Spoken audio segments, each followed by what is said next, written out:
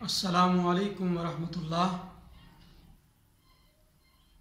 جو دوست احباب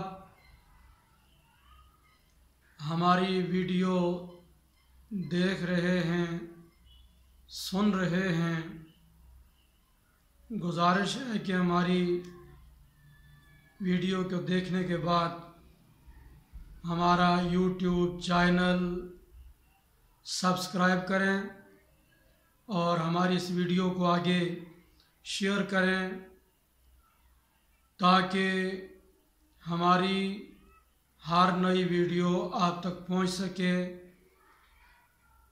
اجر و ثواب کے ارادے سے ہمارا پیغام عام کریں، دین کے مسئلے میں دست و بازو بنیں۔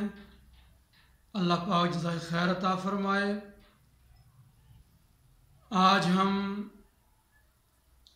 نماز کے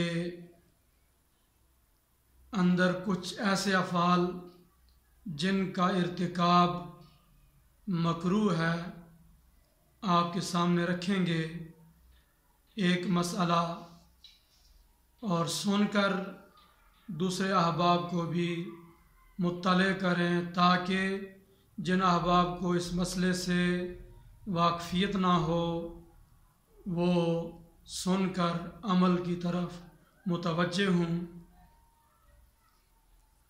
نماز کے اندر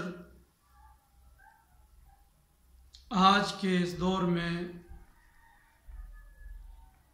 کچھ لوگ اپنا منہ اور اپنے ناک کو ڈھانک کر چادر کے اندر یا ماسک پہن کر نماز پڑھتے ہیں۔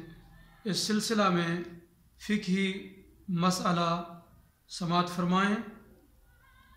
نور الایضاح فقہ حنفی کی مستند اور معتبر کتاب کے صفحہ نمبر 88 پر یہ مسئلہ مکروہات کی فصل میں بیان کیا ہے کہ وَتَغْطِيَةُ أَنْفِهِ وَفَمِهِ فِي الصَّلَاةِ،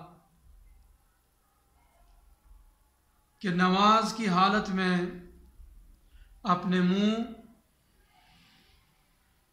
اور اپنی ناک کو ڈھانکنا مکروہ ہے، چاہے وہ چادر کے ساتھ ڈھانکے یا ماسک پہن لے۔ ڈھانکنا کسی بھی طریقے سے ہو مکروہ عمل ہے، بندہ گناہگار ہوتا ہے۔ اور اس سلسلہ میں نبی کریم علیہ السلام کا حکم بھی موجود ہے کہ نہا رسول اللہ صلی اللہ علیہ وسلم عن ان یغط الرجل فاہ، نبی کریم علیہ السلام نے اس بات سے منع کیا کہ کوئی آدمی اپنے منہ کو ڈھانک لے نماز کے اندر۔ لہٰذا نماز کے اندر منہ کھلا ہونا چاہیے، ناک کھلی ہونی چاہیے۔ ناک اور منہ کو ڈھانکنا مکروہ عمل ہے۔